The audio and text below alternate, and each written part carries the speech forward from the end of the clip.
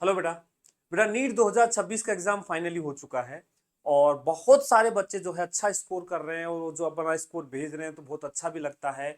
और बहुत सारे बच्चों ने मुझे मैसेज किया कि सर आपने देखो ये मटेरियल दिया था, वहां से ये क्वेश्चन आ गया, ये किया, ये दिया था, यहाँ से क्वेश्चन आ गया, क्लास का देखो ये क्वेश्चन एज इट इज आ गया। बहुत अच्छा लगता है।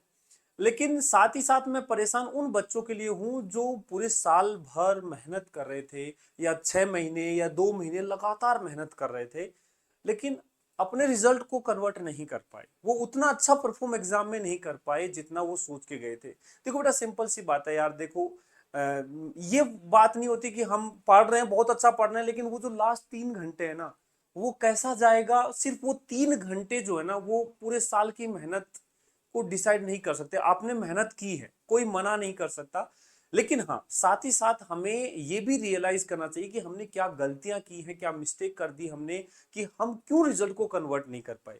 क्या हमने लास्ट में मॉक टेस्ट अच्छे से नहीं दिए, क्या कुछ नहीं किया जो हमें करना चाहिए था। ये जो गलतियां है ना, इसको नोट डाउन करने का सबसे बेस्ट टाइम यही है। इसी समय बैठ के एनालाइज करो यार, मैंने क्या गलती की और एग्जाम में मेरे साथ जो अच्छा स्कोर नहीं आ रहा, क्यों नहीं आ रहा। इन सब चीजों को एनालाइज करो। मैं ये वीडियो स्पेसिफिकली आप लोगों के लिए बना रहा हूं। देखो, जब हम पूरे साल, जब आप तैयारी करते हो तो हम भी ऐसे ही एक पूरे साल के लिए आपके साथ जुड़ते हैं। तो हम स्टार्टिंग में कुछ प्लानिंग करते हैं कि यार पेपर ऐसा है, पहले ऐसा आता था, उसके हिसाब से हम कुछ प्लानिंग करके और उसको एग्जीक्यूट करते हैं। और जब पूरा साल खत्म हो जाता है तो हम उसको एनालाइज करते हैं एग्जाम के बाद। जैसे नीट 2025 के बाद भी मैंने पेपर को दिखा था और मैंने कहा था देखो 38 क्वेश्चंस, मैंने एक एक क्वेश्चंस मैच करके दिखाए थे कि 38 क्वेश्चंस जो है वो सारे क्वेश्चंस कॉन्सेप्ट क्लास में करवाए गए। डायरेक्ट मतलब कुछ डाटा चेंज करके 38 क्वेश्चंस थे। बाकी 45 क्वेश्चंस जो थे वो जो सिलेबस पढ़ाया उससे थे। लेकिन अब मैं नीट 2026 की बताऊं तो देखो, जैसे 25 का एनालाइज किया ऐसे मुझे 26 का भी एनालाइज करना होता है, ताकि मैं 2027 के लिए उसी के हिसाब से प्लानिंग कर सकूं। तो उसी प्लानिंग के तहत मैं आपके साथ ये डिस्कस कर रहा हूं। ये आप ही को पढ़ाए हुए लेक्चर्स के स्निप्स मैंने यहाँ पे लगाए हैं। और मैं ये नहीं कह रहा हूं कि देखो सारा पेपर क्लास नोट से आ गया, तुम अच्छा क्यों नहीं कर पाए। मैं ब्लेम नहीं कर रहा हूं, मैं फिर वही बात बोल रहा हूं। बहुत सारे डिस्ट्रैक्शन हमारी लाइफ में होते हैं। मतलब कभी हम शायद लेक्चर्स को उतना सीरियस नहीं लेते, कभी हम कंसिस्टेंट नहीं रहते, कभी हम टेस्ट नहीं देते हैं, प्रैक्टिस नहीं करते हैं, रिवाइज नहीं करते हैं। बहुत सारे सो मेनी रीजंस हो सकते हैं यार अच्छा परफॉर्म ना कर पाने के। ठीक है ना। ऐसा नहीं है कि आपने मेहनत नहीं की, शायद वो मेहनत सही जगह लगी नहीं। ये भी एक रीजन होता है कि हमें जहां फोकस करना, हम बहुत ज्यादा खतरनाक क्वेश्चंस के चक्कर में लगे। मैं बहुत से बच्चों को क्लास में डांट देता था कि भाई तुम ये क्या एडवांस एडवांस एडवांस कभी जानते भी हो। मैं क्यों डांट देता था, सिर्फ इसीलिए क्योंकि मुझे पता था कि नीट का जो पेपर है वो इजी और टफ का गेम है ही नहीं। वो सिर्फ सेलेक्टेड कॉन्सेप्ट, मतलब वो जो पूरा सिलेबस अच्छे से पढ़ो और डायरेक्ट एप्लीकेशन के क्वेश्चन करो। बहुत ज्यादा हाई लेवल पे जाना ही नहीं है। नीट 2025 में 3-4 क्वेश्चन आगे उसके पीछे नहीं जाना है हमें। मैं हमेशा यही बात बोलता था। हम कॉन्सेप्चुअली होना अलग बात होती है, और एडवांस एडवांस भाई वो अलग तरीके का एग्जाम होता है। वहां नंबर ऑफ क्वेश्चंस बहुत कम होते हैं, वहां टोटल स्कोर बहुत कम चाहिए होता है सिलेक्शन के लिए। बिल्कुल डिफरेंट एग्जाम है, हम कंपेयर नहीं कर सकते। चलो अभी मैं मेरा एनालिसिस करता हूं। मैं हर साल एनालिसिस करता हूं पढ़ाने के बाद कि मैंने पूरे साल जो पढ़ाया, किस पोर्शन से कहां से कितने क्वेश्चंस आए हैं।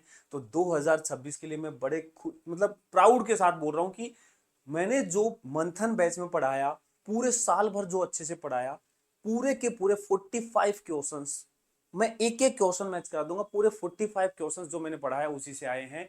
बस कुछ डाटा चेंज हुआ है, कुछ में तो डाटा भी चेंज नहीं हुआ, कुछ के तो एग्जैक्ट आंसर तक सेम आ रहा है, कुछ में कुछ छोटा मोटा डाटा चेंज हुआ है, कुछ में कुछ फॉर्मूला में मतलब थोड़ा लैंग्वेज बदल दिया क्वेश्चन का, इस तरीके से पूछा गया। कुछ थ्योरेटिकल क्वेश्चंस जो थ्योरी मैंने लिखवाई उसमें से पूछे गए।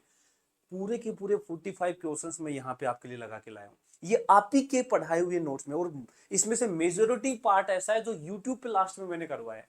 मैंने काउंट कर रहा था कि यार लास्ट के जो 1.5-2 महीने मैंने यूट्यूब पे पढ़ाया, उससे उससे कितने क्वेश्चंस आए। तो लगभग 37-38 क्वेश्चंस मेरे हिसाब से बैठ रहे थे जो मैंने लास्ट 2 महीने में यूट्यूब पे पढ़ाया उससे। और जो पूरे साल बैच में पढ़ाया उससे तो पूरे 45 क्वेश्चंस।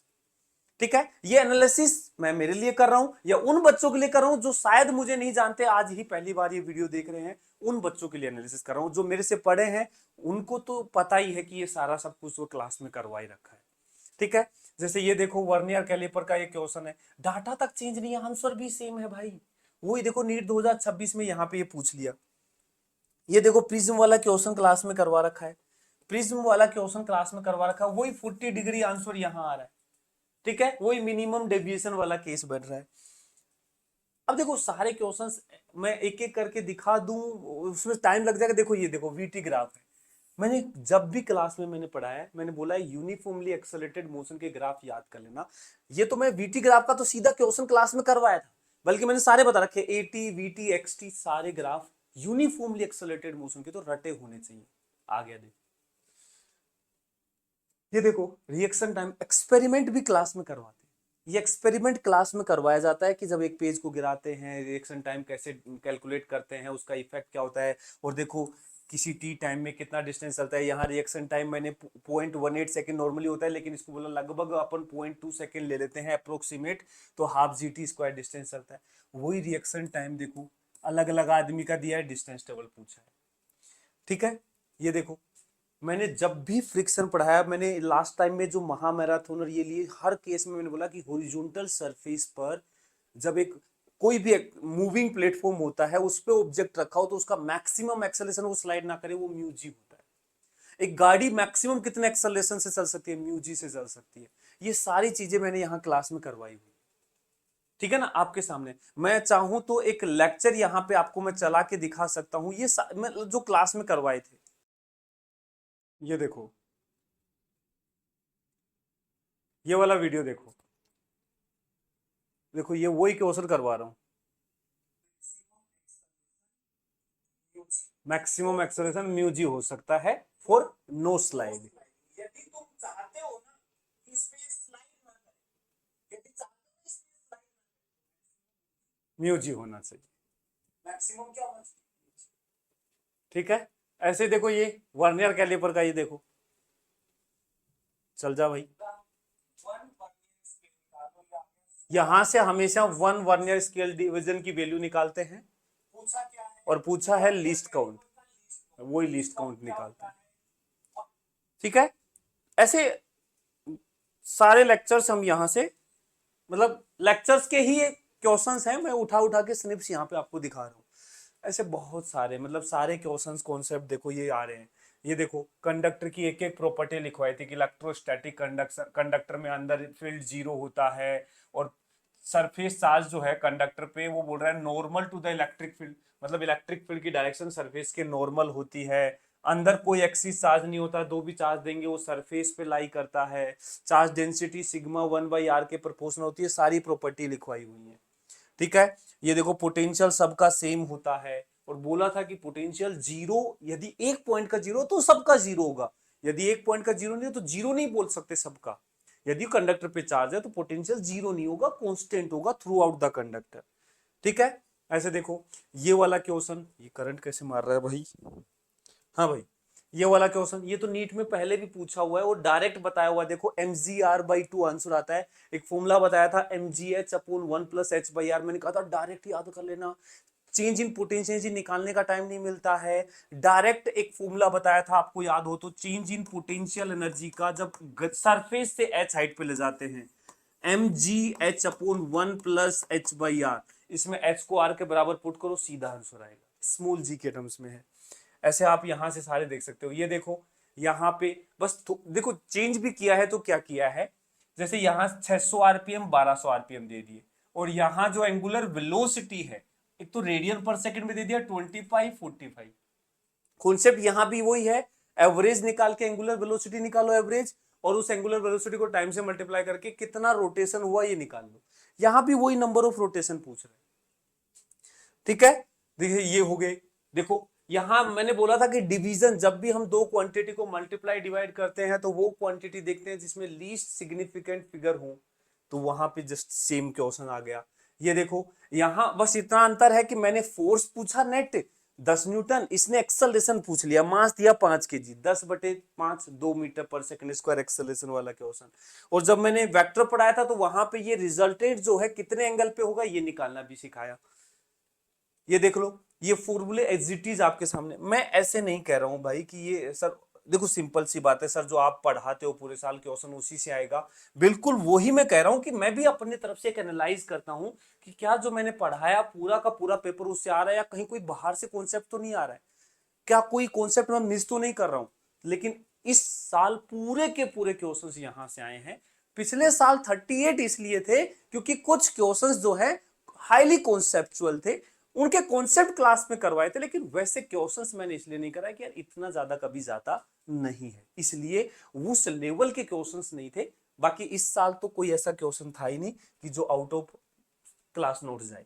क्लास नोट्स में जो कॉन्सेप्ट, जैसे ये वाला है देखो 1/4 CV स्क्वायर लॉस है, इसमें वैल्यू पुट करके सोल्व करना है अपने को।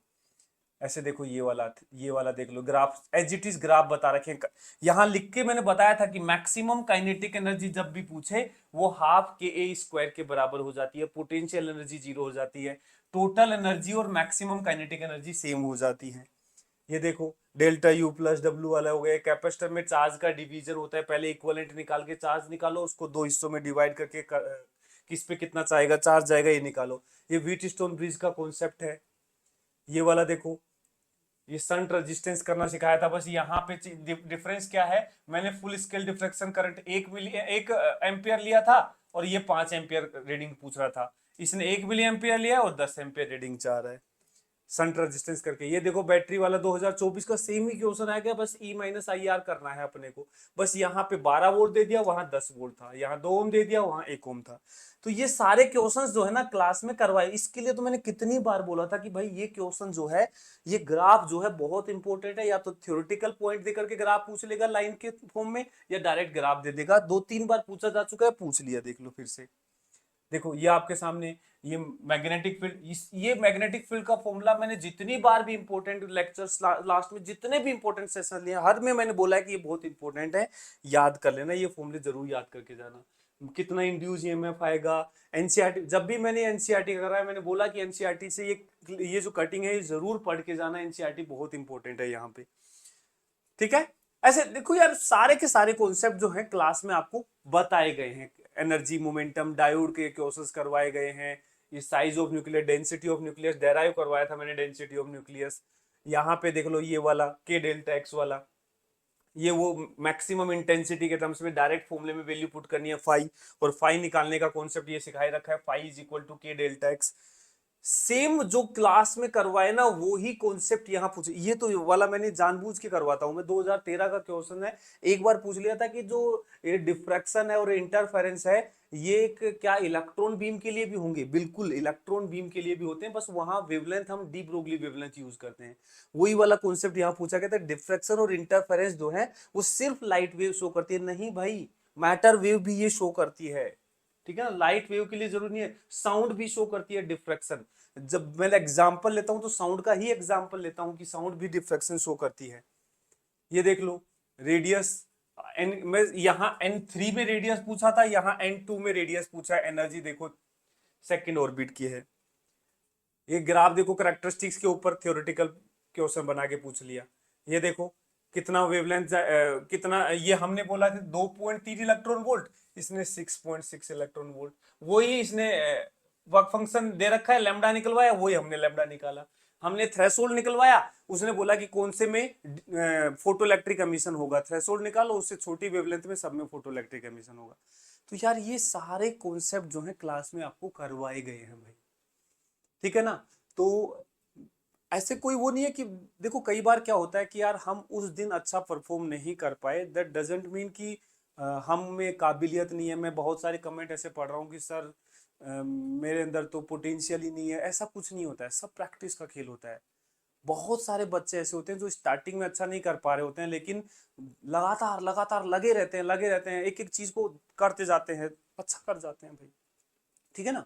तो डीमोटिवेट बिल्कुल नहीं होना है, बट टीचर पे भरोसा होना चाहिए। ये जो वीडियो बनाने का मेन उद्देश्य ये है कि एक अनजान बच्चा अनजान टीचर पे कैसे ट्रस्ट करेगा जिससे वो कभी मिला ही नहीं है।